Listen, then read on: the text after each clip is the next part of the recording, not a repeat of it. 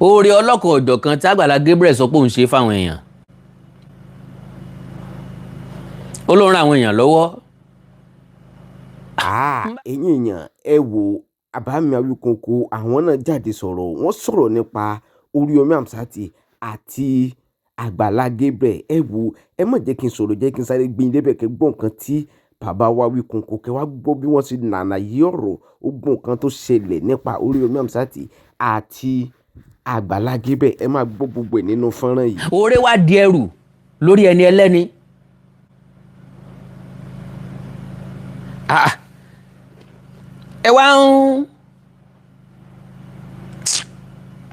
ẹ wá ń tajà ẹkún ẹ rò pé ẹ lè pawó ẹ̀rín. pásítọ̀ Agbala Gabriel, this will be my first time that I will talk against you.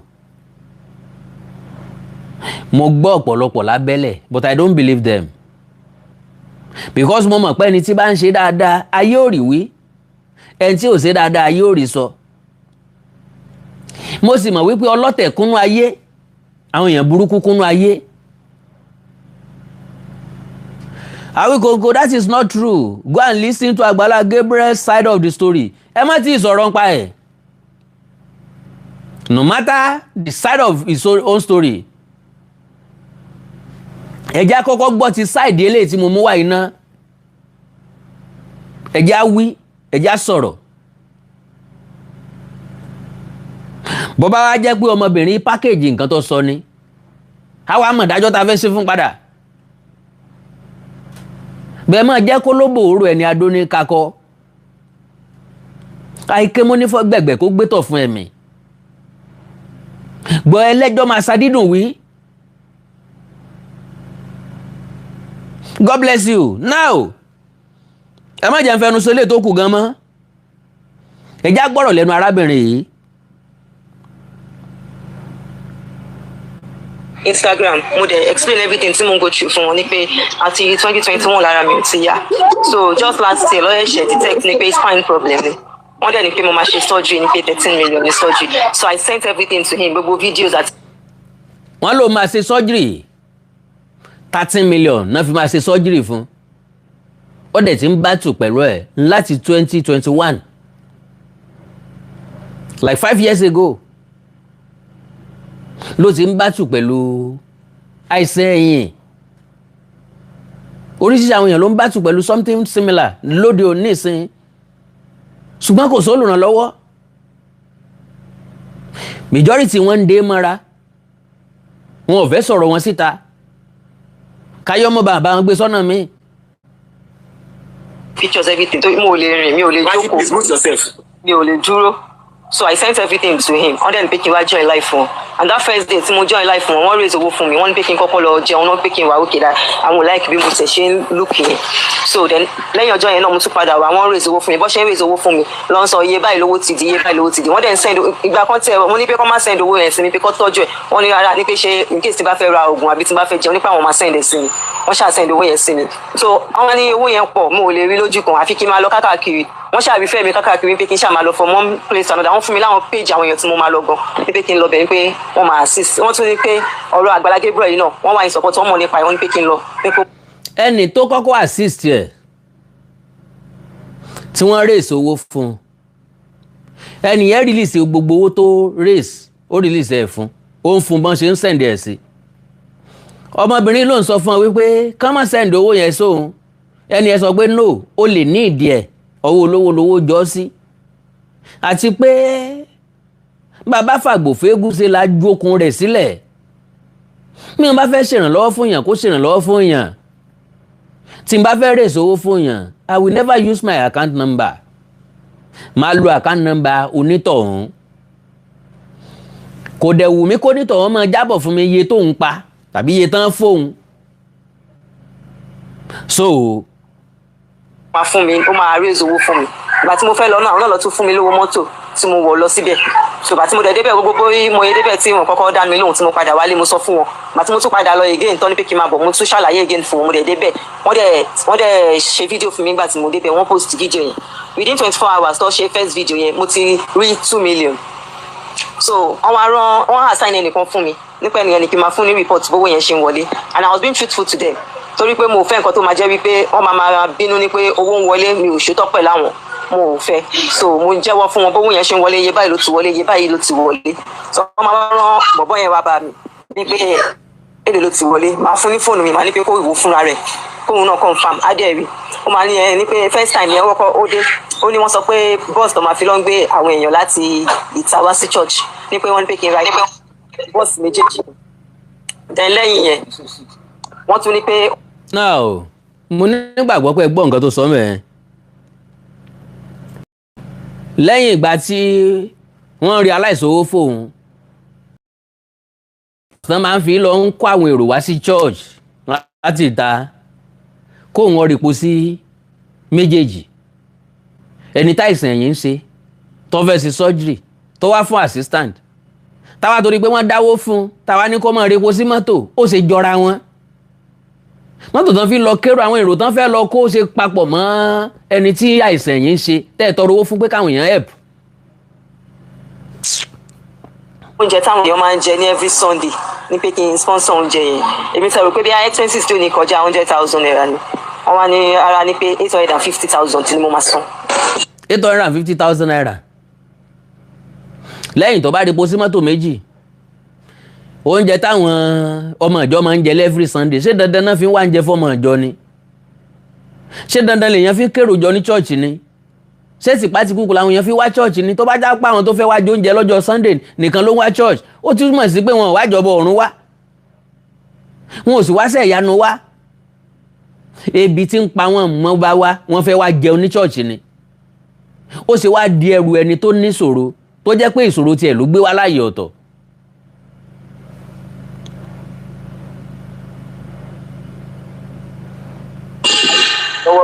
owó kí ní 350,000 yọkọ mi. wọ́n ní báwọn máa fi ra fuel sínú bọ́ọ̀sì méjèèjì àwọn dẹ̀ máa fi ṣe oúnjẹ tó máa ń fún members ní every Sunday.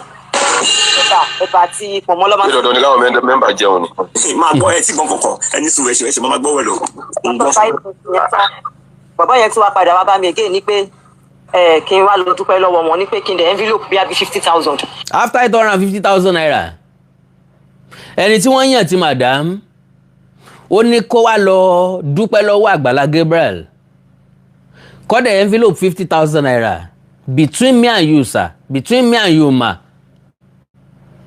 téèyàn bá sọ pé èèyàn fẹ́ f'Agbala Gabriel 50,000 naira máa béèrè owó kínni because irú àwa ìlú lè jọ lójú 5,000 jọrú wa lójú 10,000 jọrú wa lójú ṣùgbọ́n irú Agbala Gabriel 50,000 báwo owó kí la sọ pé kò fi ṣe káàdì ní àbówó epo mọ́tò wọ́n ní kọ́ náà sọ pé kò wá lọ envelope 50,000 naira fún ẹni tó wá náà ló ti kọ́kọ́ sọ wípé ó mọ̀ pé kò ní fẹ́ gbà o bọ̀ kó make sure pé ó fọ̀ sí ẹ̀ fún. wípé wọ́n lè máa fẹ́ gbà oníkè but kí n ṣáà fi agídí mu fún wọn mo ní mo ti gbọ́ àwùjọ cash 50,000 mo fi sínú envelope wọ́n gbé mi lọ sọ́fíìsì wọn bàtà débẹ̀ mo dẹ̀ dúpẹ́ lọ́wọ́ wọn and everything mo wá fún wọn ní envelope wọn ní àǹtí kò yẹ kẹ́ tún máa ṣe wàhálà báyìí owó tẹ̀sán yẹn náà owó yẹn pọ̀ ẹ ṣe gan-an kíní kan wọ́n gba envelope yẹn lọ́wọ́ mi wọ́n máa bẹ̀ ní pé àwọn ò mọ̀ ń pa ẹ̀ bọ̀ irọ́ ni àwọn gangan fún àwọn fífi yẹn wá láti wá mi lẹ́yìn tí wọ́n gba ìyẹn tán wọ́n lọ wọ́n tún dé wọ́n ní pé wọ́n broke 50,000 mo fún wọn. Agbala Gabriel broke wọ́n wá nídìí 250,000 150,000 ní òní jẹ́ k'Agbala Gabriel broke mọ́ wọ́n tún gbà á lọ́wọ́ woman yìí ó tún fún wọn. wọ́n tún dé wọ́n ní pé wọ́n ṣe káwọn arúgbó báwọn broke ṣé Agbala Gabriel ló ní wọn. Agbala Gabriel lọ broke wọ́n rán bọ̀bọ̀ yẹn wá bá mi. ṣé Agbala Gabriel broke kíkẹ́. bẹ́ẹ̀ ni. ṣé ẹjẹ bá bínú ṣe bọ̀bọ̀ yẹn gẹ́gẹ́ ló wá sọ bẹ́ẹ̀ ńgbà tó wá. òun ló ń sọ òun ló máa ń rán wá bá mi nǹkan tó bá dẹ̀ rán wá kó wá ṣe ló ń ṣe gbogbo nǹkan tó rán wá sí wọ́n mọ̀ pa. alájí yẹn káàbọ̀. yes sir. àwọn ni mo pè pé wọ́n close mọ́. ẹni sùn ẹjọ́ kọ́ wọ́n sọ̀rọ̀ tó ẹjọ́ kó ṣàlàyé fún mi. ọ̀rọ̀ yẹn dáadáa ná. ok. ṣe máa ìdáwọ̀ pé jọ.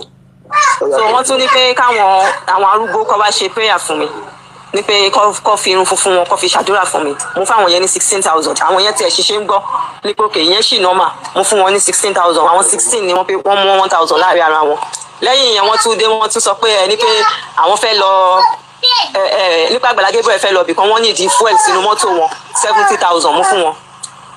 ṣé tí wọn bá solicit owó fún ẹni yìí tágbàlá Gabriel bá fẹ́ lọ síbì kan kò ní répo sínú mọ́tò ẹ̀ tí ó gbé lọ ṣẹ́yìn náà ń ṣí 250 150 wọ́n tún fẹ́ répo nu mọ́tò. tún lọ sí program Prophet Taiwo Òjó lọ́jọ́ kan wọ́n pè mí lórí fóònù ní pé àwọn ní ìdíjọ́ yẹn gan bedroom ni mo wà ló ń pè mí lọ pè mí bọ̀ fóònù tèmi dẹ̀ wà níbi tí mo máa ti ń sùn wọ́n wá pe nọ́mbà security pé kí security wọ́n wá gbé fóònù fún mi nínú bedroom ní pé kí n send 250,000 urgently nípa àwọn wà ní program Prophet Taiwo Òjó àwọn onídòwò yẹn very urgent mo ṣáà send 250 yẹn sí wọn nígbà tí mo wẹ̀ tán the following day ṣáà àbí ọjọ́ kẹta wọ́n tún pè wọ́n tún ní pé kí n yá wọn ní 600,000 àwọn máa dá padà fún mi táwọn bá dé títí alẹ́ kíní kan èmi tẹ̀sí mọ̀ pé báwo ni ẹ ṣe máa ní pé kí n yá yín lówó tí màá wá dá padà tí màá tún wá gbà lọ́wọ́ yín but even at that gan lẹ́yìn tí mo sẹ́ 600,000 yẹn gan you didn't even say anything you didn't even mention it pé káàtì ẹ̀fẹ́ nìyí ní refund àbí nǹkan kan kò sí nǹkan tó jọ wọn ò fún mi ní refund wọn ò fún mi ní anything wọ́n ṣà ń gba owó yẹn wọ́n ń gbà lọ ibi tí inú ti wá bí mi jù mo wá fẹ́ lọ fún appointment ní Babcock torí Babcock ni mò ń lò ní Ìlíṣàn so mo wá sọ fún wọn ní pé mo fẹ́ lọ sí hospital ní pé mo ní appointment ní hospital mo dẹ̀ fẹ́ ṣe àwọn test kankan tí doctor ní pé kì í ṣe ní pé since owó díẹ̀ ti wà lọ́wọ́ mi pé kí n kúkú ṣe àwọn test yẹn once and for all wọ́n wá lókè pé àwọn máa tẹ̀lé mi àwọn máa ṣe fídíò pé táwọn bá dẹ̀ ti ṣe fídíò yẹn àwọn máa wá post fídíò yẹn sórí page àwọn máa jẹ́ káwọn èèyàn mọ̀ pé mo wà ní hospital ní pé kí donation yẹn máa stop káwọn èèyàn sì máa help lọ mo dẹ̀ ni mo ti gbọ́ wọ́n ní mọ́tò mẹ́ta làwọn máa gbé lọ mọ́tò ti ta wọn mọ́tò táwọn protocol máa ń gbé then èmi àtàbúrò mi tó dúró tì mí a máa wọ church bus wọ́n lé mi ni mo máa fuel mọ́tò mẹ́tẹ̀ẹ̀ta yẹn wọ́n gba 500,000 lọ́wọ́ mi fowó fuel ọjọ́ yẹn mo sun ẹkún láti àárọ̀ dalẹ́ ni mi ò jẹun mo lè ṣe nǹkan gbogbo àpàdé ló ń gbóná tí mò ń ké ní pé kí ló dé pé gbogbo owó tẹ fún mi gbogbo ẹ̀ lè ti gbà padà tán yìí èlò ló kù lọ́wọ́ mi mo ṣáà ń sunkún lọ́jọ́ yẹn àwọn pásítọ̀ wọn kọ̀ọ̀kan gan máa ń bá mi pé kí ló ṣe mí tí mò ń ké kí ló ń ṣe mí tí mò ń ké kò ṣeé sọ síta ní pé wọ́n fi ọ̀nà èrú gbowó lọ́wọ́ mi gbogbo àwọn tí wọ́n bá wà ń bẹ́ẹ̀ tí wọ́n súnmọ́ mi àwọn tó sùn tì mí láìtọ́ gbé ẹni sọ́dọ̀ ti tì mí wọ́n ní kó kúrò ń bẹ̀ wọ́n ò jẹ́ kẹ́nìbọ̀dì súnmọ́ mi wọ́n ò gbà kẹ́nì kankan súnmọ́ mi wọ́n ní mi ò gbọ́dọ̀ make ọ̀rẹ́ mi ò gbọ́dọ̀ bẹ́nìbọ̀dì sọ̀rọ̀ olúwa mi ò nífẹ̀ẹ́ sí olúwa mi ò mọ̀ sọ̀rọ̀ ni tọ́ba bẹ́ni báyìí lọ́dọ̀ rẹ wọ́n mọ̀ sọ̀rọ̀ ní pé ṣe lòun kó rojọ́ wọn ò láìkí rẹ̀ mọ̀ bẹ́ni kankan sọ̀rọ̀ ibi báyìí ogun ni everybody gbé débí wọ́n máa sọ̀rọ̀ wọ́n máa rojọ́ fún ọ wọ́n náà wọ́n máa rojọ́ fún wọn pé wọ́n kó lọ́wọ́ rẹ̀ wọ́n pe kíní kan fún ọ wọ́n sì máa sọ̀rọ̀ ní kíní kan ẹ mọ̀ fọ́ọ̀mù mítìn. ayé ò epo tánu epo tánu jẹrẹtọ complain iṣẹ́ lọ́dídì fi space sílẹ̀ láàrin mi ni pé kẹ́nìbọ̀dì má sùn sí di space yẹn wọ́n tún fi èèyàn ṣọ́ wọ́n fi màmá kọ́ báyìí ṣọ́ pé màmá yóò gbọ́dọ̀ gbà kẹ́nìbọ̀dì ṣe anything níbẹ̀ gbogbo àwọn tó máa ń charge phone níbi ẹgbẹ́ ọjọ́ ẹgbẹ́ ọ̀dọ̀ mi ní sọ́tẹ̀ tiwa wọ́n stop everybody ní pé ní kọ̀ọ̀kan gbọ́dọ̀ charge phone níbi ibẹ̀ mọ́ wọn ò gbọ́dọ̀ rẹ́ anybody pẹ̀lú mi so that mi ò ní máa sọ fún wọn bí wọ́n ṣe ń gba owó lọ́wọ́ mi mo ṣáà kà á mọ́ra ògbà tó gba 500,000 lọ́wọ́ mi owó fuel tán àwa fẹ́ lọ sí Babcock mọ́tò mẹ́ta lọ ti promise mi pé àwọn máa gbé lọ Ọ̀yọ́ta fẹ́ lọ mọ́tò méjì lọ gbé mo wá ń béèrè lọ́wọ́ ẹ̀kan lára àwọn pásítọ̀ yẹn ni pé kí ni reason dẹ̀ ṣe gbé mọ́tò méjì ṣe bí mọ́tò mẹ́ta lẹ gbà lọ ni ẹ gba fuel lọ́wọ́ mi and before that time wọ́n ti rán bọ̀bọ̀ yẹn wá bá mi like a week before ní pé Agbala Gabriel fẹ́ ra táyà sẹ́sẹ̀ mọ́tò wọn wọ́n ní ìdí owó pé kí n fún wọn lówó ní pé. Agbala Gabriel fẹ́ ra táyà sẹ́sẹ̀ mọ́tò wọn. wọ́n fi ra táyà sẹ́sẹ̀ mọ́tò ní pé yẹn olúwa mi broke wọn kì í béèrè owó lọ́wọ́ members báyẹn but wọ́n broke gan ni this time around mo lókè èlò ló ń ta táyà ọjọ́ tí mo sọ yìí 700,000 lọ́gbà lọ́wọ́ mi fowó táyà. 700,000. 700,000 naira náà gbà fowó táyà ẹ wo bọ́n ṣe ń gbowó yẹn 600 800 250 300 700 èèlò ni ó kù. 1,000 ni wọ́n gbà bẹ́ẹ̀ ni. ṣé ń gbọ́ o gbogbo ẹ̀ gbogbo tó fọ́n sọ̀rọ̀ yìí gbogbo wa. ni pé ṣebí mọ́tò mẹ́ta lẹ fẹ́ gbé báwo ló ṣe wá di mọ́tò méjì báyìí pásítọ̀ yẹn wá ní ẹ ní pé mọ́tò táwọn protocol máa ń gbé yẹn tó yẹ káwọn wọ̀ ní pé táyà mọ́tò yẹn ò dáa mo ní ṣebẹ́ ti gba 700,000 lọ́wọ́ mi ní last week tẹ́lẹ̀ fẹ́ fi ra táyà tuntun sẹ́sẹ̀ mọ́tò yẹn wọ́n wá ní ẹ ní pé àwọn ra táyà tuntun 4 bọ̀ àwọn change méjì sẹ́sẹ̀ mọ́tò yẹn méjì tó kù àwọn kó sẹ́sẹ̀ bọ́ọ̀sì yẹn tá fẹ́ gbé lọ mo ní mo ti gbọ́ mo ò sàn kankan àwa dé hospital tán adébí tá ti fẹ́ ṣe test àṣe test alákọ̀ọ́kọ́ àkúrò ń bẹ àlọ́ sí ká ti máa ṣe test lẹ́ẹ̀kejì àwọn adá mi dúró níbẹ̀ wọn tètè dá mi lóhùn so mo ṣáà lie down síbẹ̀ mo ṣáà ń ronú mo faṣọ bojú mo ń ké lábẹ́ aṣọ yẹn ibi tí mo. náà tọ́lá ìgbẹ́ nìkan sọ pé ṣó ní evidence àwọn nǹkan tó ń sọ ó ní gbogbo ẹ̀ lọ́wọ́ ó wà lọ́wọ́ ẹ̀ gbogbo ẹ̀ ló wà lọ́wọ́ ẹ̀.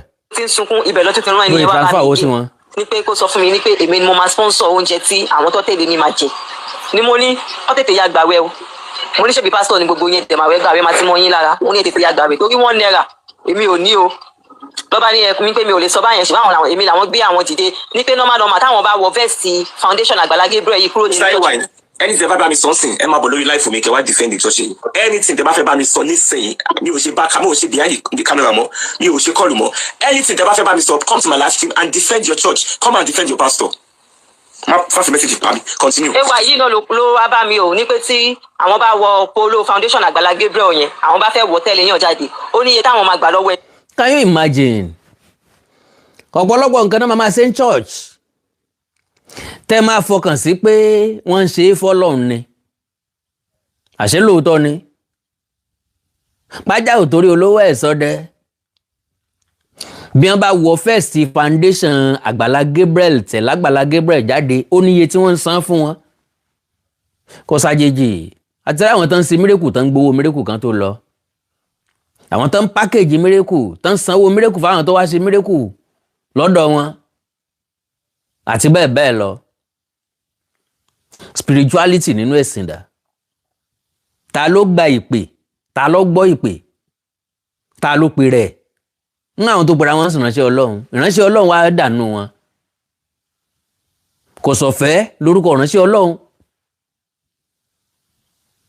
ń táwọn gan pa sápò ojú tí wọ́n fi ń ṣe nǹkan síta lọ gbogbo àwọn èèyàn dẹ̀ ń pìtì Agbala Gabriel nígbà yẹn wọ́n dẹ̀ ń support wọ́n dẹ̀ ń help lórúkọ àwọn èèyàn yẹn gbogbo nǹkan àṣẹ mú ìdín torí ọ̀rọ̀ ẹ̀ tí ọ̀já geere ni ò jẹ́ ká gbọ̀rọ̀ ẹ̀ gbọ́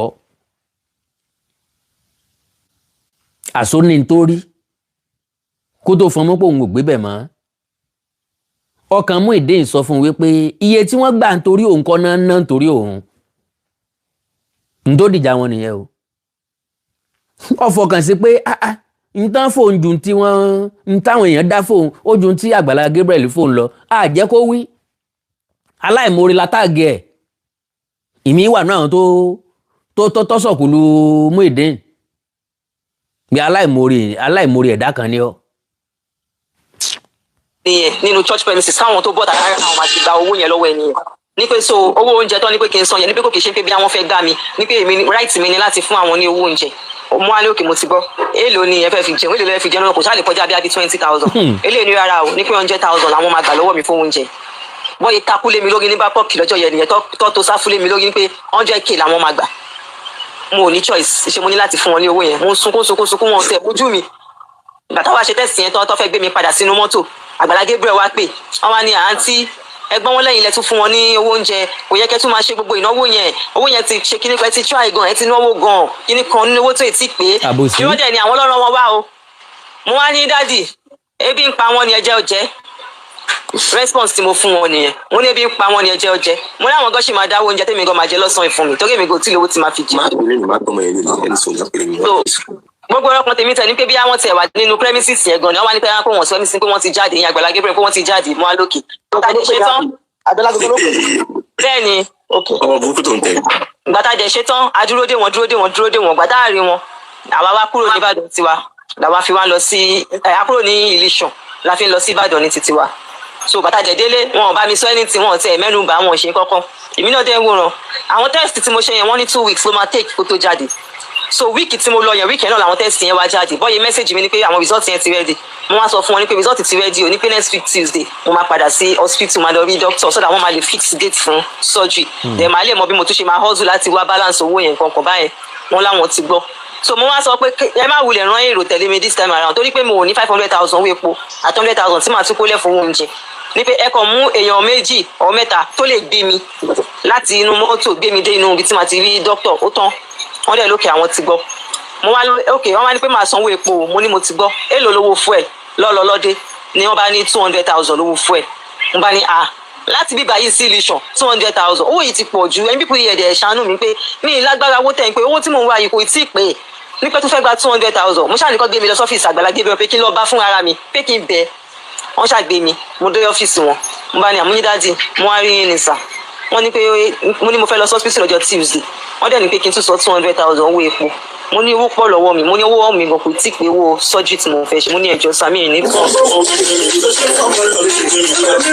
àǹtí mi ò mọ kọ́kọ́ ń pa rẹ̀ mi mọ bọ́ ṣe ń repo wọn mi mọ bọ́ ṣe ń ṣe ṣé tó yẹ lọ ṣe wá gbé yín dìde àwọn protocol wọn wà ń bẹ àwọn pásítọ̀ wọn wà ń bẹ driver tó ń wa mọ́tò náà wà lórí ìdúró àwọn ìgbọ́ driver ó yẹ kí 100,000 yẹn náà lè torí epo wà lọ àtàbọ̀ àbíbò mo ṣàmọ̀ pé mọ́tò ṣọ́ọ̀ṣì máa ń jẹpo àmọ́ mi ìmọ̀ye tó máa ń repo sínú rẹ̀ mi ìmọ̀ bó ṣe mọ́ ń ṣe ẹ wò wàhálà yín gan pọ̀ jàre ẹ tó rẹ̀ lẹ́sẹ̀ wá gbẹ̀yìn lẹ́ni dìde ìyẹn ò tó nǹkan kan ó yẹ kó ẹgbọ́ driver ẹgbọ́ pastor ó yẹ kó lè tó ẹ wò ẹ má yọra yín lẹ́nu òjè yẹn àti ẹ lọ́jọ́ kùn tí ẹ mọ́ yọra yín lẹ́nu àmúdáde ẹ ṣe sàmó dúpẹ́ lọ́wọ́ yín òun ló dùn mí pé mi ò lè kúnlẹ̀ mi bá ní kí n kúnlẹ̀ kí n kí kọ̀kọ̀ mo ṣàfihàn ṣàwádà wọ́n dẹ̀ ní pé kó gbé mi padà wọ́n gbé mi padà sí ibi tí mo tún so bàtọ́ ṣẹ̀ gbé mi padà síbi tí mo sùn sí kò ju bí 2 minutes lọ bí driver ṣe dé nìyẹn ló bá mi ní pé àǹtí 100,000 tẹ̀sán yẹn kò lè tó o ní pé last week táwọn fẹ́ lọ ní pé àwọn ti ra àwọn ra epo 150 àwọn sáfìsì mọ́tò yẹn àwọn dẹ̀ ra ọ́ìlì sí ó jẹ́ 198,000 ní pé táwọn bá tún máa lọ ní ọ̀la náà àwọn máa ra epo 150 àwọn máa tún sáfìsì mọ́tò àwọn máa ra ọ́ìlì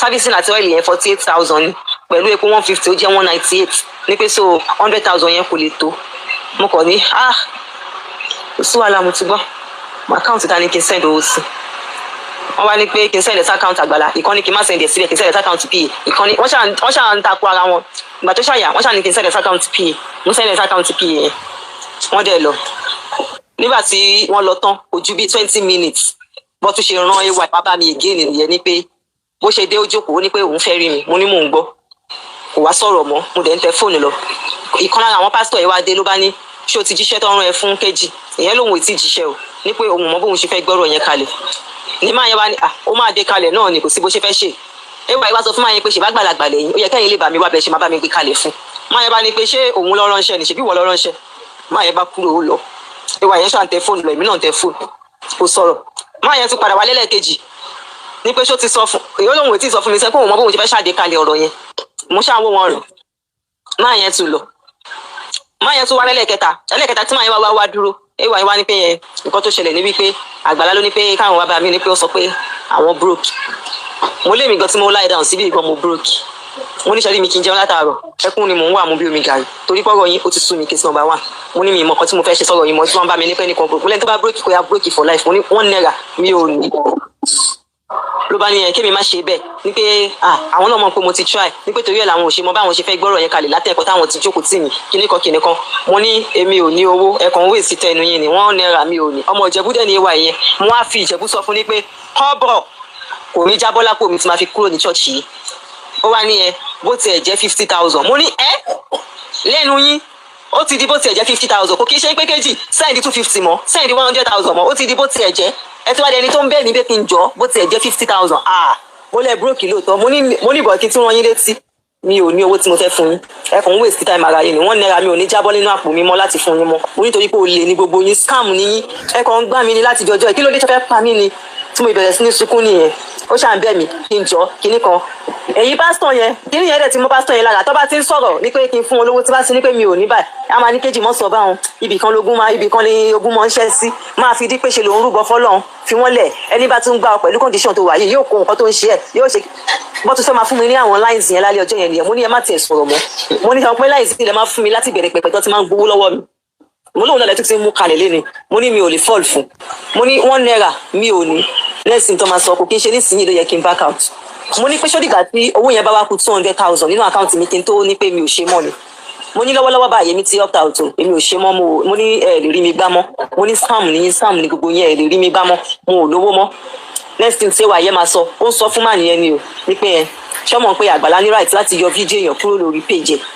tí mo ṣe gbọ́ statement ẹ̀ mo ní ìtorí pé mo decline just a single request nínú numerous requests ẹ ti ń gbé wá fún mi lẹ́ṣẹ̀ ń threatening mi ní pé ó ní right láti yọ fídíò mo ní tó bá yẹ pé léyìí ló máa jẹ́ kẹ́ yọ fídíò mi lórí page ẹ tètè yọ torí mi ò ní fún yín lówó tó bá yẹ pé lè máa fi lé mi bọ́ta kúrò nínú church yín lálẹ́ yìí ní pé kí n má sùn church yín ẹ tètè lé mi torí mi ò ní owó kankan tí mo fẹ́ fún yín o ẹ ti cast mi ò sanwó kankan fún yín mọ́ wọ́n ti wá lọ sí top àbúrò mi lẹ́yìn wọ́n ti kógbó sí yẹn lórí bí yẹn ṣe fẹ́ dá sí yẹn ti fẹ́ bẹ̀ mí pé kí n fún wọn kọ́ máa lọ tí mo ṣe ranjú mọ́ yẹn nìyẹn ìyẹn wá dákẹ́ àwọn aṣọ fábúrò mi pé ó dẹ̀ bẹ́ẹ̀ gbọ́n ẹ̀ sọ̀rọ̀ náà ìyẹn ní ṣèṣojú kọ́ lè sọ pé òun wá fọ́ mi létí tí n bá dá sí i kí n dá sí pé òun fọ́ mi létí òun ò sọ̀rọ̀ òun ò lè dá sí i ìyẹn dẹ̀ rọra dìde láàrin wọn ó dẹ̀ lọ ń dáná oúnjẹ tó ń sè lọ́ntì wọ́n ṣàbẹ̀mí wọ́n fa ọ̀rọ̀ yẹn wá after 10 àbí tó 11 lálẹ́ Monday yẹn tí mo ní mi ò ní fún wọn lówó yẹn bá tó dẹ̀ di Tuesday à lọ sí hospital bá ṣe dé láti hospital mo wá sọ fún pásítọ̀ yẹn àti ay ní pé mo test tí mo fẹ́ ṣe ní backup ti ní pé kí n má ṣe test yẹn ní 8 o'clock láàárọ̀ ọjọ́ Wednesday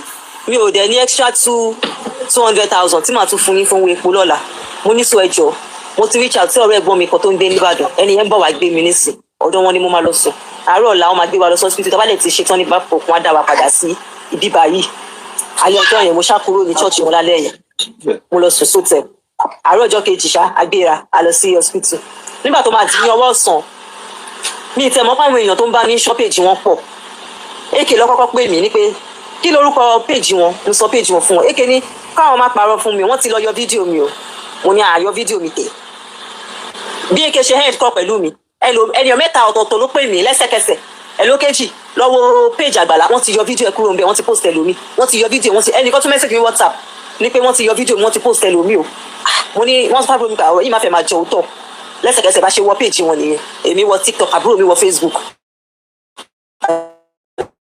bẹ́ẹ̀ sí ní wá fídíò làbárí fídíò lóòótọ́ wọ́n ti yọ fídíò yẹn kúrò ní péjì wọn ibẹ̀ ni ó ti bí mi ní pé so definitely owó tẹ̀ ń gbà lọ́wọ́ mi láti. You say why you no call Ike at all time when I know everything about Sherry in a crown Aunty Buki Sister Dara I'm about to go away sọ̀rọ̀ ni a ní kó sì máa fún wọn náà ṣe ke si se tó bá ṣì wọlé àbí pound kí la jọ sọ́jọ́ yẹn Amanda kí la crown sọ now a sọ wípé tó bá ṣì wọlé pé kó máa wọlé tán fún wọn yẹn kó try láti máa hide go and hide no mo láti bàtà sọ a ní ní time ni was January tó pé wá January ni now yeah last month a sọ fún mi pé you know what fún wọn nìkan tó kan but any owó tó bá wọlé again kó má sọ fún wọn pé iye báyìí ló ń wọlé mọ́ pé owó tó bá lọ́wọ́ ẹ̀ kó transfer wá lóun ní another account á lókè má kó yẹn sínú kó transfer gbogbo yẹn sínú account ìdíkejì tó níyẹn pé alákọ̀ọ́kọ́ yẹn kó fi ilẹ̀ àmì kó kàn fi change sílẹ̀ sínú ètò mẹ́nu àwọn bàtà owó so everything we know about everything àwọn náà ṣì ń ṣàrògbé máa stop ni so wọn dey stop. owó sọ́jú gangan tí wọ́n dá fún mi òyìn wà nínú ẹ̀ ni wọ́n ti gba 4 million naira lọ́wọ́ mi. ẹ sábà ṣe máa padà dá sí lálẹ́ ìwọ̀n náà ti sọ story yìí à ń gbọ́. wọ́n ti gba 4 million nínú gbogbo owó wọ́n dá mo generate 8 million wọ́n ti gba 4 million nínú ẹ̀ àwọn owó ti tèmi tí mò ń dá sọ́tọ̀ tí mò ń rí. èèyàn ní di 13 million fún surgery orí 8 million wọ́n ti gba 4 million kúrò nù ẹ̀ orí wádà orí ẹ̀dẹ́. tí àwọn èèyàn tó ń tún help mi on a neutral ground tó ń fún mi lówó àtàwọn ọ̀rẹ́ mi tó ń send owó sí mi owó yẹn tí mò ń tọ́jú sọ́tọ̀ òun ni mo fi lọ́n ṣe gbogbo test tí mò ń ṣe ní Babcock but mi ò jẹ́ kó mọ̀ ní pé mo ní owó extra síbi kan tí mo fi ń ṣe test tí mo lọ́n ṣe ní Babcock mo ń jẹ́ kó yé wọn ní pé nínú owó yẹn ni mo ti ń yọ owó test tí mo lọ́n ṣe the only owó 500 ni mo kọ̀ọ̀kan ni mo yẹn ṣe yọ nínú owó yẹn fi kù 4.5 ní ọwọ́ mi tó wáyé pé mi ò yarí mọ́ wọn lọ́wọ́ bó ṣe máa gba owó yẹn tó máa gba owó yẹn lọ ní ọwọ́ mi nìyẹn tí mo dẹ̀ máa ẹ wo.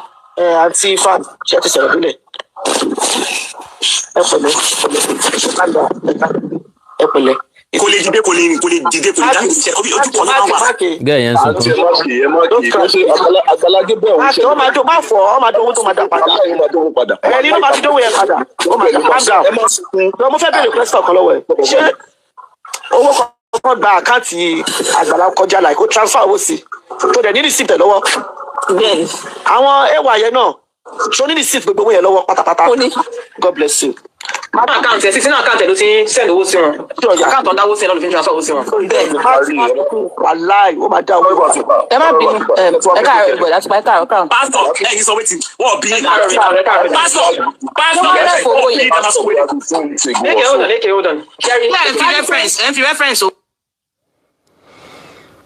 wo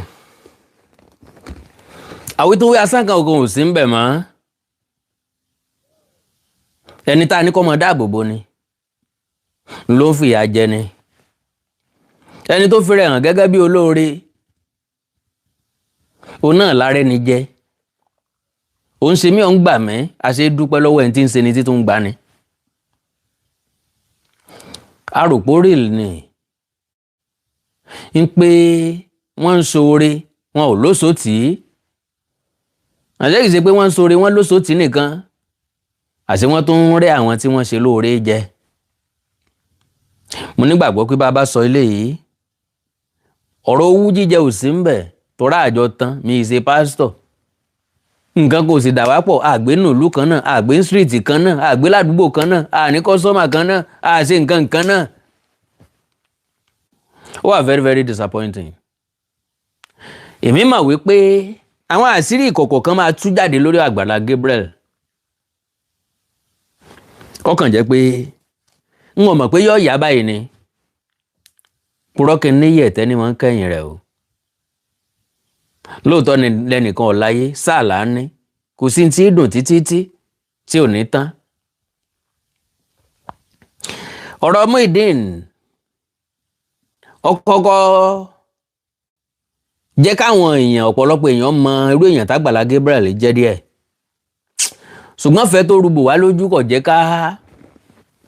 ká wo ọ̀rọ̀ yẹn jìn, especially men n bá ti rí ọ̀rọ̀ lórí mẹ́nu kò ń bẹ̀.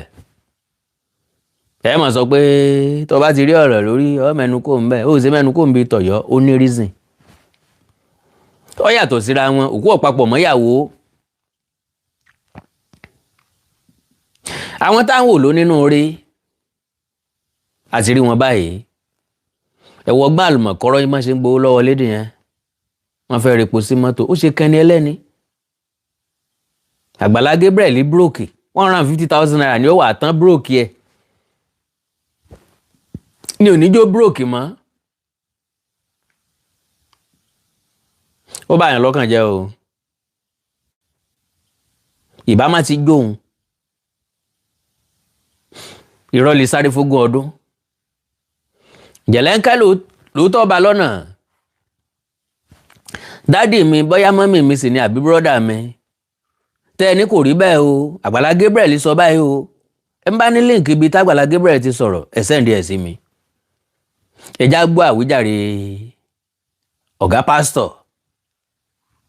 ṣùgbọ́n bó bá jẹ́ pé gbogbo ntárábìnrin sọ irọ́ ni a jẹ́ pé sinimá àgbéléwò ló yẹ kó lọ máa kọ, torí tó bá jẹ́ story writer ó máa gúùdù gan ní story writing. tó bá jẹ́ pé ó kúùkù story ni o tí ìṣe ń tó ṣẹlẹ̀ sí. ṣùgbọ́n gẹ́gẹ́ bí olójú ìwòye èmi mọ̀ wípé kò sáfikún kò sáyọkó, àyọkó lè wà ó lè mọ̀ rántí àwọn kan. reality ni woman yẹn sọ. Agbala Gabriel lórí ọ̀fẹ́ àti wí àwíjàre. ká má dá àyàn lẹ́jọ́ ká má bàa dá wa lẹ́jọ́ well agbẹ́jọ́ ẹnìkan dá àgbà òsìkà. ṣùgbọ́n tọ́rọ̀ arábìnrin yìí tó bá lọ jẹ́ òótọ́ many of us will be totally disappointed in Agbala Gabriel. And this will be the beginning of his fall, of his downfall. Yorùbá ò kí ń trust èèyàn lẹ́ẹ̀mejì. ẹ̀yà tó simple ni Yorùbá ò ẹ̀yà tó difficult ni Yorùbá. Yorùbá doesn't trust people twice. tó bá ti fuck up lẹ́ẹ̀kan ti fuck up náà nù. kò tó tún rí mú lọ́dọ̀ wọn ó ṣe ọ́ jẹ. èèyàn mélòó ni ó wá tọrọ owó fún èèyàn. Oriyomi Hamzat, you have to interfere in this matter of Agbala Gabriel o. kí ni kó Oriyomi Hamzat wá ṣe jàre? kí ni kẹ́ni ẹlẹ́ni wá ṣe kẹ́ ẹ̀ tún díẹ̀ bí rù ú?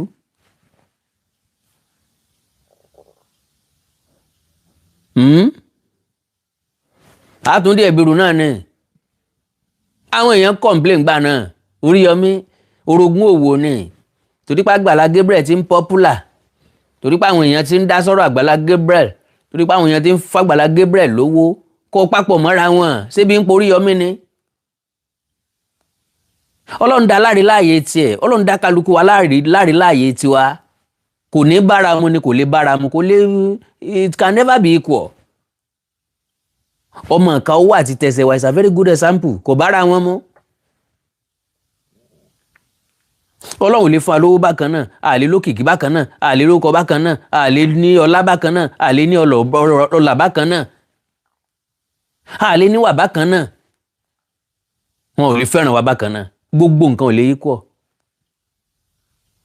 ilé ìtọ́jà jù ní contentment, kí kálukú wà content pẹ̀lú tiẹ̀ yóò dẹ̀ nísinmi pẹ̀lú ẹ̀. ẹni tí ó bá ti wà content yóò padà rí ṣòro nílé ayé ẹ̀. o lè ẹ́fà padà gbọ́ nínú ìtàn ìgbésí ayé mi pé mo lùyàn jìbìtì rí, kò wáyé rí kò sì ní wáyé. eléyìí confidence àkọ́kọ́ tí mo fi lè tackle anybody. mi ìgbowó ẹ̀yìn lọ́wọ́ èèyàn yàtọ̀ sówó gbangba.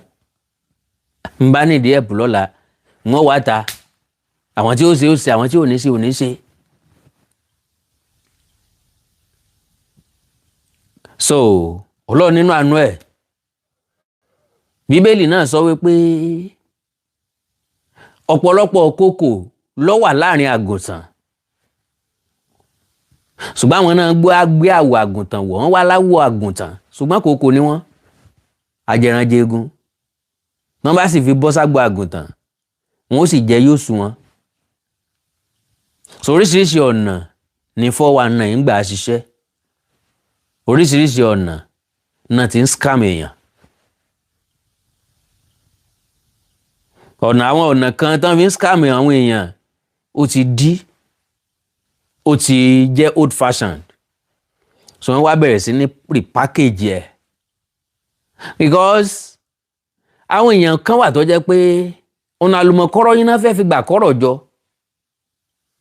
wọ́n ra àwọn èèyàn tó ń ṣe dáadáa nílé ayé wọn ò wá mọ bọ́n ṣe bẹ̀rẹ̀ ọlà ọrọ̀ tí wọ́n làwọn èèyàn ń wò majority di pastor lónìí torí Adébóyè ló ṣe di pastor ọ̀pọ̀lọpọ̀ àwọn èèyàn di pastor lónìí torí wọ́n rí Oyèdépò náà jẹ́ kán di pastor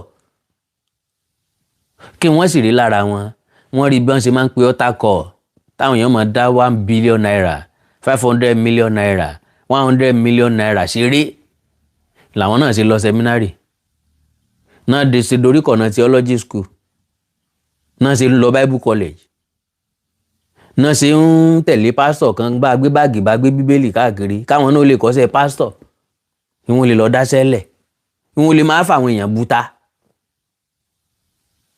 kò dẹ̀ síbẹ̀ ṣe gbọ́n tó àwọn tí wọ́n fi búta ti wà already láwọn tí wọ́n wà kú wà wọ́n pọ̀ irú tarábìnrin kejì yìí ìṣòro tó ní ibikíbi tán bá darí èèyàn lọ ní ọ̀lọ́ ẹni tó fẹ́ ṣe surgery tó ní di 13 million naira tó ń gangan ní 1 million naira àwọn kankan bẹ tó jẹ́ pé ẹbí èèyàn ò lè dájọ́ ẹbí èèyàn gangan ò lè dá 13 million naira ẹbí wo ni ó fún 13 million naira wọ́n máa tẹ́wọ́ ni ìyá last week mo dẹ̀ sanwó school àwọn ọmọ mi wọ́n máa tẹ́wọ́ pẹ́ bẹ́ẹ̀ ni orí ẹ̀ rí mi o ọba wà àkáǹtì nọ́mbà mi ní ọba wà àkáǹtì mi ní ìsìn 7 naira ló kù bẹ́ẹ̀ so oríṣiríṣi ọ̀nà làwọn èèyàn ń gbà títà Àgbàlá Gabriel yìí bá jẹ́ òdodo yóò bomi tútù sí púpọ̀ nu wa lọ́kàn majority àwọn tí wọ́n ń sóore láti òkè òkun Amẹ́ríkà London Europe torí igi súnmọ́gi lọ́bọ́ fi ń yọ o àwọn gangan ni wọ́n ń dáwó tá Àgbàlá Gabriel fi oríṣiríṣi nǹkan our people abroad ẹlẹ́yinjú àánú ni wọ́n ẹlẹ́yinjú àánú ni wọ́n ẹlẹ́yinjú àánú lọ́pọ̀ jù nínú wọn. tẹ́ bá present story àwọn èèyàn fún wọn wọ́n tètè máa ń pity ju majority wa tó wà nílé lọ àwọn náà ní bùkátà o ṣùgbọ́n wọ́n á ṣàwò pé kan bẹ́tà kan iná fi nawọ́ yóò bomi tútù sí wọn lọ́kàn bẹ́ẹ̀ lómi bá tún jáde lọ́la wọn á sọ kò sẹ́ni tán fẹ́ trust mọ́ tá a bá fi lè trust Àgbàlá Gabriel pẹ̀lú packaging tó lò wọlé because a ṣàánú fáwọn èèyàn á gbowó fáwọn èèyàn yìí l'Àgbàlá Gabriel fi jẹ lọ kì í ṣe iṣẹ́ ìránṣẹ́ pásítọ̀ ló fi jẹ lọ me can say that categorically kí lọ́mọ̀ nù pastoral job kí lọ́mọ̀ ń bẹ̀ àdúrà ló lè gbàjẹ́ bẹ́ẹ̀ lọ ni àbí iṣẹ́ ìyanu ló lè ṣe fúnra lára ẹ̀ tó fi lè dìlú mọ́ ká táwọn yóò fi mọ́ pariwo Àgbàlá Gabriel lọ́tọ̀ Àgbàlá Gabriel ló sì no packaging ni ẹni ẹlẹ́ni ọ̀nìyàn ọlọ́nìyàn ń gbọ́ bá gbowó nínú ilẹ̀ tó ti ní náà ni ó yọ fún yín ní ọba yín kọ́lé sí ó sá ti mọ̀ kété bá pò ẹ̀ légbé lọ àwọn ọmọ yín tí wọ́n ṣiṣẹ́ lẹ́kọ̀ọ́ tán ṣiṣẹ́ l'Àbújá sáwọn náà wà torí pé ẹ kọ́lé fún màmá àwọn nínú Àgbàlá Gabriel náà wà á máa gbé bẹ̀ pé ilé tí màmá àwọn lù kọ́ àwọn fẹ́ máa gbé bẹ̀ àwọn ò fẹ́ sọ̀rọ̀ débẹ̀ fún yín tẹ́lẹ̀tẹ́lẹ̀ ni torí ẹ ti máa táàgì wa lójú òwú ẹ máa ní à ń lára ẹni kò sí nǹkan méjì tẹ́ máa sọ ju pé Awikonko ẹ kí ló dé ẹ ń lára máa yẹn ni kí là á lára èèyàn fún nígbà tí n ò ní gbénu ọgbà rẹ̀ n ò nílò ìrànlọ́wọ́ ẹ̀ kò nílò ìrànlọ́wọ́ mi àti ẹ̀jọ́ jókòó rí n ò tiẹ̀ rírí nígbà ń wá nǹkan kan káàkiri nǹkan kan ò bọ́ sọnù lọ́wọ́ mi ẹlẹ́dẹ̀ àtọmọ ẹ ti tẹ́rẹ́ ṣe lọ́rọ̀ mi ṣùgbọ́n ẹja ṣe dáadáa ká mọ́ gbẹ̀gì oró torí ẹ̀yìn ọ̀la ọ̀rọ̀ ọmọ èdè ìbò lọ yọrí sí ilé tán kọ́ fún lágbàlá Gabriel kí lọ́wà ń bo lọ́wà ẹnìkan kò gbé bẹ́ẹ̀ àbí wọ́n fi ilẹ̀ fáìmọ̀ iye ọdún ńgbà tẹ́nìkan tọ́kàn gbogbo abàtí kò ń bẹ̀ wọ́n tà fẹ́ ń tán tà fún bẹ́ẹ̀ ló ṣe pọ̀ ń bẹ̀ bẹ́ẹ̀ advice ta fún gbà náà ni pé a fẹ́ ràn yàn lọ́wọ́ láti kọ́lé ọ̀ túmọ̀ sí pé ká kọ́ ọ́nú ọgbà ń bẹ̀ mú ìdí ìlọmọ yìí jẹ́ kì í ṣe Christian bí èèyàn bá níṣòro kò sí promise tí ò lè make ẹni tó níṣòro tó ń wọ́nà àbáyọ ó lè promise pé òun ọ̀dọ́mọ ìjọ yín o gbà tí ṣòro rẹ̀ bá sàn ní ọmọ wò pé sóun ṣe promise yìí sóun sì gbà báyìí láì ṣe Christian tó ń sọ pé òun ọ̀dọ́mọ ìjọ wọn ṣé yóò pé òun báyìí ni yóò tó mọ̀ pẹ́rù ni làwọn mùsùlùmí fi máa ń sọ wípé àlùkáwà ní ẹ̀rù Ọlọ́run ni àlùkáwà ní ó ṣòro láti múṣẹ o téèyàn bá wà nínú problem tán bá ní ọjẹ́ ẹ̀jẹ̀ ó dùn jẹ́ o ṣùgbọ́n tára bá tù ọ́ mọ̀ pé ẹrù lè ẹ̀jẹ̀ yẹn ẹ̀ ń bá lọ́kàn Ọlọ́run ní máa ń mú ẹ̀jẹ̀ ṣẹ lẹ́yìn tára bá ti tù tán ni Yorùbá fi sọ wípé àti jẹlẹ́dẹ̀ yùngbàyùngbà àti sanwó ẹ̀ tìkọ̀tìkọ̀ wọn á ní má ṣèlérí ńgbà tínú ẹ dùn jù tàbí ńgbà tínú ẹ bàjẹ́ jù torí àwọn ìlérí tó ṣe agbára ilé mọ́ka ńgbà inú bá dùn tán sọ promise tó fẹ́ ṣe fáwọn èèyàn so Àgbàlá Gabriel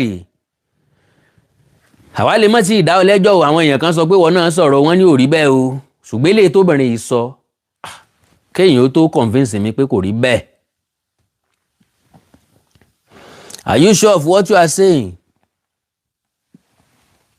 mi máa ń tẹ́ni yẹn ń sọ bóyá èmi ló ń tọ̀ ń bá sọ̀rọ̀ abẹ́ni yẹn ń bẹ́ lómi sọ̀rọ̀ lórí platform mi máa ń tó ń tọ̀ ń sọ o.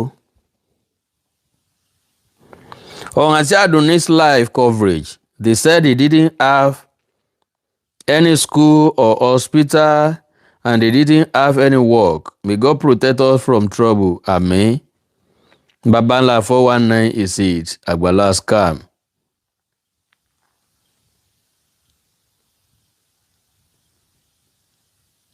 Are you sure of what you are saying? Maintaining Basoro. Very, very pathetic, sir. Very, very pathetic. Well, possibly bóyá ààrẹ tó tún Agbala Gabriel o tí wọ́n ní gbólóhùn kàbí méjì láti sọ +234 915 147 9599 +234 915 147 9599 nọ́mbà tẹ́ máa pè sínú tàbí +234 904 851 9362 +234 904 851 9363 9362.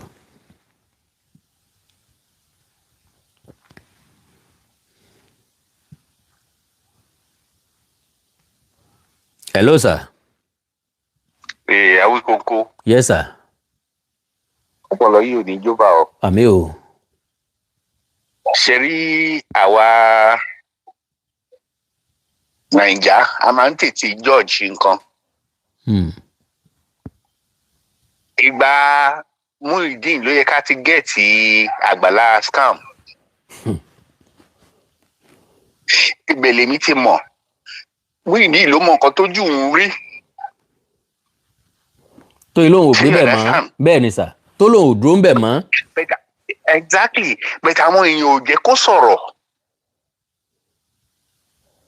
So láti gbà yẹn lèmi ti ń wò pé scam ni bọ̀bọ̀ yìí. Thank God pé ó farahàn. Ta lè yan Ọlọ́run. Kò sí. Sọ fún mi. Kò sí. A máa gbára wa kú ní Nàìjíríà ni. Ọlọ́run ní jẹ́ ká gọ̀ ọ̀gbọ́n. Ọlọ́gbọ́n ní jẹun. Àwa tá a wà ní diaspora bí mo ṣe ń bá ẹ sọ̀rọ̀ yìí iṣẹ́ lóru ni. Àwa náà ní responsibility. Bẹ́ẹ̀ ni. Arọ wọn ẹlẹ́sẹ̀ kan náà ń dá sí. Ọrùn ẹlẹ́sẹ̀ méjì náà ń dá sí. Exactly. Àwọn diaspora náà ló ń lò. Ọlọ́run jẹ́ ká gbọ́n. Kì í ṣe pé ẹ̀gbọ́n àánú ni. Ó ti ń pọ̀ jù. Wàláì. Àwọn èèyàn misuse ẹ̀ ni. Torí pé àwọn nínú àwọn chọ́ọ̀ṣì mẹ́mbà wọn ti ń sọ̀rọ̀ sí ẹ pé ṣé lóòótọ́ ni. Ẹ fi wọ́n lẹ̀. Tí lady yẹn bá ti ní evidence. Bẹ́ẹ̀ni. Ó ṣe transfer owó. Ó dá owó yẹn padà. Ó ní gbogbo ẹ̀. Yes, then ìjọba ni mo rí blame. Ìjọba yóò kó ní hospital. Fún àwọn yẹn. Bẹ́ẹ̀ni. Handled by insurance. Ṣé you understand? Ó yé mi sà. That's all. A gbọ́dọ̀ fi gbogbo ẹ̀ lẹ̀ fún àti àwọn tó ní gbogbo àwọn tí depression pa jù ló pọ̀ jù ní Nàìjíríà tó yẹ kó pa wọ́n. Ìjọba ó yẹ kó wake up. Sójú sí wọn. Àwọn less privileged people. Bẹ́ẹ̀ni. Agbala Gabriel ẹ jẹ́ kó dáwó padà. Agbala scam. Ó gbọ́dọ̀ dá padà. Yóò délé padà. Kó dá padà. All right sir. Daddy ẹ ṣé. Ẹ ṣé wẹ̀ fún ìbò. Yes sir. Ẹ ṣé. Yes. Yóò délé padà. Ń bá wa náà la wà ń bẹ̀ yìí. Àwa láàróyè àgọ̀tún. Ọ̀bẹ̀lẹ́kùn sunkún kẹ́rù ọ̀bẹ̀lẹ́kùn ẹlẹ́kùn sunkún láàróyè ń ṣẹ̀jẹ̀. Òbé mi sumi kẹ́rù òbé mi èmi sumi láàróyè ń sùn fún. Agbala Gabriel yóò dá padà yóò tún fẹ́ẹ́ fèlè sí i. Kágbára Ọlọ́run. Okay, you no get work. Ṣé bàbá ẹ níṣẹ́? You no get work. Your papa no get work. Ọmọ ìrankíran àtòkò wà balẹ̀ jẹ́ ọmọ ìrankíran. You no get work.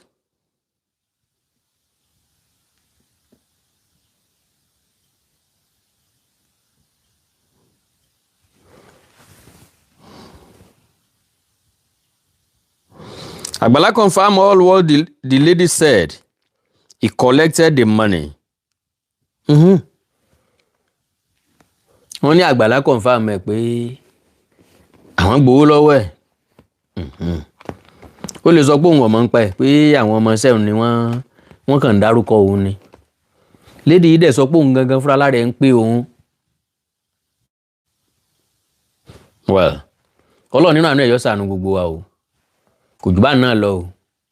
Ntẹ́tì mi gbọ́ tójú mi rí mo ní kẹ́yìn náà gbọ́ o. Ok, ẹ jẹ́ n bí ìkọ́ ilé. Hello.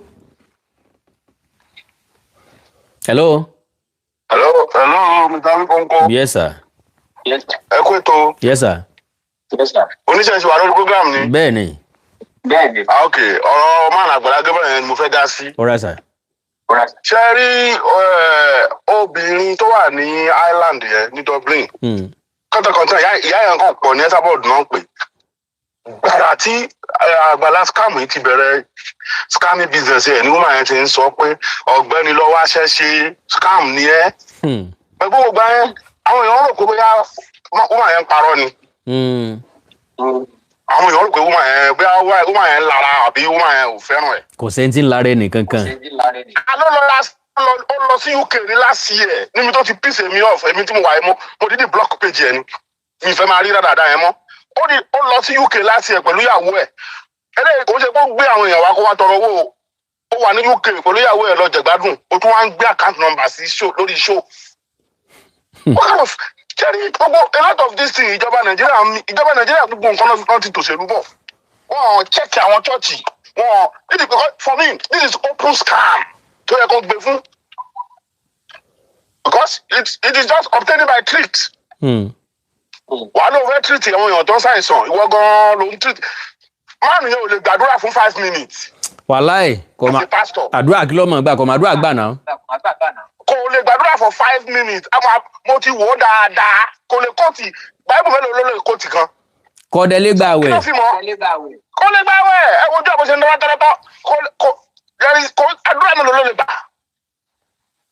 nǹkan mélòó ló miracle wo ló lè ṣe kí láwọn èèyàn fi mọ̀ tèmi ó lọ gbéyàn wá nínú ó lọ gbé àwọn èèyàn wá lójú títì gbé àwọn òṣèré tó ń popular gbé wọn wá gbé wọn ẹ̀pù wọn wàá máa kọ́lé fún wọn nínú igbó lórí ilẹ̀ tó lọ́ra ní jíp money nínú igbó wọ́n á fi àwọn bíbù yẹn develop ilẹ̀ yẹn tó dà ti bàálẹ̀ dìlú wàá lè bẹ̀rẹ̀ sí ń tabẹ̀ lówó gé lóró so business ló fi ń ṣe what kind of so Nigeria is just a very messed up country a kàn ń ride ara wa à ń cheat ara wa to make a living. tó lágbára o. It's not so sad. As far as I'm concerned, I still put all the blame on the step of the government. Nílùú tèmi wá yìí Canada. Tó bá lọ church níbí tó sọ̀dá mẹ́wàá. Àwọn church yẹn wọ́n máa declare oye tó sọ fúnjọba. Wọ́n sọ tax fúnjọba. Wàá rí owó pátọ̀ kan dá church ilẹ̀ kó máa kàn pawó kó dẹ̀ máa dáná. It's possible. But ní Nàìjíríà àwọn ìjọba máa believe pé táwọn bá dá sí ọ̀rọ̀ church torí ìbò pé àwọn ò ní dìbò àwọn ní dìbò fáwọn àwọn mùsùlùmí ò ní dìbò nǹkan tó ń bá yé ìlú yẹn jẹ́ gan nìyẹn. báwo ni ẹgbẹ́ ń gbọ́ pé kí o ṣe sọ Àgbàlá ó máa dá owó olówó padà ní. God bless you sir. pẹ̀lú enough dragging kí lóde yẹn ṣí oye tó gbà lọ́wọ́ ẹ̀ kó dá owó olówó padà ẹ ṣe. God bless you sir. mo ráwọn èèyàn kan lórí platform yìí tí wọ́n ń sọ nǹkan kan talk to Agbala Gabriel before judging him. Nobody is judging anybody. We base it on accusation. Èèyàn tó lọ síbẹ̀ tó ló ní ìdí ló accuse ẹ̀ yìí. Tó bá ní nǹkan láti sọ, I don't have anything to call him for. Let him come out. Bóyá yóò wá defend ara ẹ̀ ni o. Bóyá rejoinder ni ó wá ṣe o. Bóyá disclaimer ni ó wá ṣe o. Cup of tea tiẹ̀ nìyẹn. So ẹnìkan ní ẹni tó ń sọ̀rọ̀ nípa ẹ̀ nísìnyí pé ó lọ sí UK pé envy ló jẹ́. No, envy kíni. Yóò bá wọn bẹ̀bẹ̀. Àwọn èèyàn ọ̀dàwó fún. Yóò bá wọn kọ́lé. Gbogbo wọn ń ṣàjọyọ̀, wọ́n ń dúpẹ́. Pé ẹ bá wọn dúpẹ́ lọ́wọ́ Agbala Gabriel o. Oríṣiríṣi àwọn èèyàn ni wọ́n ń fóònù náà lówó tí wọ́n ń fún lẹ́bùn. Gbogbo táwọn èèyàn bá fẹ́ sọ ńgbà yẹn tí mo máa ń sọ ni pé ẹ get out. Ẹni tí ìfà ò tọ́ sí ní pé ní àrámù. Ibi ọ̀kánjú àyẹ̀ní bá so sí láti ka. Mo ní kan fílẹ̀ anúmọ̀ inú lẹ̀. Ẹ bá mi share program yẹn jọ. Mi ní wáyìntì sàmì ní wáyìntì máa dákun tó lọ́lọ́ ẹ bá mi share program yìí. Mo fẹ́ kọ́ dọ́dọ̀ Agbala Gabriel. So tí mo máa ń sọ fún gbà náà ni pé anúmọ̀ inú lẹ̀. Ẹ jẹ́ kẹ́ni tó ṣe ń di pẹpẹ kó náà jẹ́ ń di pẹpẹ. Òye yé mi pé sẹ́ńjì díẹ̀díẹ̀ ò ní ṣàìmọ̀ rogun sọ́wọ́ Agbala Gabriel. Èmi ò tiẹ̀ mọ̀ pé sẹ́ńjì ńláńlá ní ń rogun sọ́dọ̀ bàbá. Ṣùgbọ́n ẹ̀yin èèyàn ẹ̀ ní jáwí. Ẹni ayé ń fẹ́ ni yín tí ìlàrùn kan lára. Ẹni tẹ́ ẹ bá ti nífẹ̀ẹ́. Bí èèyàn bá fẹnu kàn ẹ ti dàrú mọ́tọ̀ lọ́wọ́. Ẹ̀ ní jáwí, ẹ̀ ní já sọ. Bá a róòtọ́ ọ̀rọ̀ ńlẹ̀ tá a fẹ́ sọ, ẹ̀ ní já sọ. Ìbẹ̀rù ẹ̀rù ọmọ bá àwọn èèyàn. Wọ́n ní báwọn bá sòótọ́, ẹ̀ ní gbà wọ́n gbọ́. Yàtọ̀ sí kọ̀ọ̀kan nù wa táwo òwojú àmójútọ́fọ́ àmọ́ èyí tí ń ṣèdè àmọ́ ẹni tí ń rẹ́rìn sí wa àmọ́ ẹni tí ń banújẹ́ sí wa àmọ́ ẹni tí ń sunkún sí wa àmọ́ ẹni tí ń lejú mọ́ wa kọ̀ọ̀kan wa tiwa ni ká sọ bó ṣe rí. A sì nígbàgbọ́ wípé Ọlọ́run tí ń san ẹ̀san fún kálukú kò ní fi ibi san ire kò ní fi ire san ibi. Torí pé ẹlẹ́san bí Ọlọ́run ọba mi ò sí. Ẹ dákun torí Ọlọ́run gbogbo yín lẹ́ẹ̀fì ọwọ́ yín gbàgbé yìí ọmọ. Mò ń bẹ̀ yín ni o mi ò táṣẹ pa fún yín o wípé kẹ́ ẹ dákun dábọ̀ kẹ́ ẹ bá mi share program yìí. Mò ń bẹ̀ yín ni o ẹ bá mi share ẹ̀. Àkọ́kọ́ mo fẹ́ jẹ́ ká pọ̀lọpọ̀ àwọn èèyàn wọlé. Ẹlẹ́ẹ̀kejì ni pé mo fẹ́ jẹ́ kó dé ọ̀dọ̀ Agbala Gabriel. Ẹ̀yin tẹ́ bá mọ bá ṣe máa ń táàgì èèyàn ó dùn mí mi ò táàgì ẹ̀ kí n tó bẹ̀rẹ̀ program. Ǹbá táàgì Agbala Gabriel ẹ̀yin tẹ́ bá mọ bá ṣe ń táàgì yẹn bá ń táàgì ẹ̀. kó náà ó mọ̀ pé a ti sọ ọ̀pọ̀lọpọ̀ ọ̀rọ̀ lọ́dọ̀ rẹ̀ nígbà mú ìdéènì torí Yomi Amsat lọ bẹ̀ ẹ̀yin náà sọ̀rọ̀ sà ẹ̀yin náà sọ̀rọ̀ mà ẹ̀yin máa yẹn ti try fáwọn èèyàn kò yẹ kẹ́nìkan kan tiẹ̀ against ẹ̀ rárá àkí ló ń sórí Yomi Amsat náà ṣe bó ní nọ́mbà máa yẹn lọ́wọ́ ó yẹ kó pè ní kó bá a sọ̀rọ̀ as in gbogbo ẹ̀ la gbọ́ ìkọ̀ọ̀kan nù wa ní pé kò rí bẹ́ẹ̀ o àwọn nǹkan kan bẹ tí ò ṣeé ṣe lábẹ́lẹ̀ gbangba là á ṣe gbangba bẹ́ẹ̀ sìn ọba bá kú ìta gbangba là á sin sí Yorùbá ní bàbá lu òṣùbó ká lu nílá kékeré ẹgbàáfà nílá ní ẹgbàáfà bàbá wa mo lè ṣe là á yan bórí Yomi ọba yan gbà náà kò ní wọ̀n rékọ́d lónìí. Having said that ọ̀rọ̀ eléyìí tí mo fẹ́ sọ lónìí kì í sọ̀rọ̀ Muyideen ọ̀rọ̀ arábìnrin kan tí wọ́n ń pè ní Kejì ọmọbìnrin tí wọ́n ní ìṣòro ẹ̀yìn tí ò lè dìde jókòó tí ò lè rìn tó jẹ́ pójú kan tó bá wà náà ni máa ń wà tí wọ́n ní ó lọ sọ́dọ̀ Agbala Gabriel Agbala Gabriel bá a solicit fowó but unfortunately Agbala Gabriel náà ló tún gba owó padà lọ́wọ́ ló tún fọgbọ́n ẹ̀wé ọgbà àlùmọ̀kọ́rọ́ yín gba owó padà lọ́wọ́ lédi yẹn mo tọrọ àforíjì kí n tó tẹ̀síwájú láàárọ̀ yìí ni mo gbọ́ ròyìn ìbànújẹ́ ròyìn tó bà mí lọ́kàn jẹ́ lónìí ọjọ́ tuntun nínú oṣù kẹta wọ́n ní Táyé Adégbòdù ọjọ́ lọ nípè ó jẹ́ ìbànújẹ́ ọkàn mi tí mo wádìí àdìtú ẹ̀ títí mi ò rí tú pé kí ló dé Táíwò kí ló tó sọ wá sínú ọ̀fọ̀ kí ló tó sọ wá sínú kàyéfì Táyé Adégbòdù kí ló dé ikú tó fi jẹ́yìn ọ̀kan wa gangan lọ́kàn Táyé Lolú Adégbòdù ọ̀sọ̀ Kẹ́hìndé rẹ̀ sínú wàhálà ọ̀sọ̀ sínú ànìkàngbé kò wù ọ́ bẹ́ẹ̀ ó yé wa Ọlọ́run ní fífúnni Ọlọ́run ní gbà padà ṣùgbọ́n why now ọ̀sọ̀ ìyàwó rẹ̀ di opó ọ̀sán gángan àwọn ọmọdọ́mọ òrukàn àṣé òpin rere àwa àti ẹ nípa ẹ wá kọrin níbi ayẹyẹ àyájọ́ ọjọ́ ìbí 50 ọdún mi ọdún 18 lélẹ́yìí tá a mọra wa that was 2008 nígbà tẹ́ ṣe rẹ́kọ̀dù tẹ́ pè ní dùn mí nínú ẹ wá sórí ètò mi ńgbà náà láti wá polówó ẹ̀ nílé Ifẹ̀ àjọ ṣeré àjọ sọ̀rọ̀sọ̀rọ̀ bá a ṣe mọ́ra wa nìyẹn láti ìgbà náà mo ti àwa tá a lọ UK lélẹ̀ wá mv ẹni tó wà ní Canada ní wá mv ẹni tó lọ UK ẹ gbà láàyè gan dáadáa rẹ̀ ń gbọ́ ọmọ Agbala Gabriel ní ẹ sọ fún pé mi sọ báyìí gbogbo tí mo sọ ni ẹ sẹ́ndì fídíò mi sí ẹ gbádùn ẹ sẹ́ndì fídíò mi sí èèyàn lọ UK àtìyàwó ẹ̀ lọ jẹ gbádùn ní UK ó tún fà ká nọ́mbà sórí screen pé káwọn èèyàn máa dáwó fóun owó kíní ń béèrè kò láláìsàn kankan lọ́dọ̀ tó ní kán dáwó fún kò béèrè kò sọ pé nǹkan kan what are you talking about? Hello?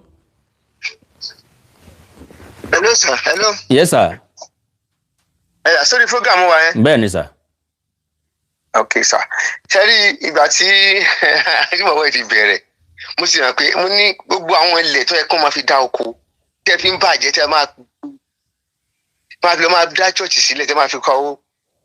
àdẹ́mọ̀ pé ṣé rí níbi báyìí ìlú òyìnbó làwọn àmì báyìí ó gba àwọn ọmọ tó ń ṣe pásítọ̀ ní Nàìjíríà àwọn ọmọ kéékèèké ọmọ 20-30 kò sí rẹ̀ ń bí báyìí náà.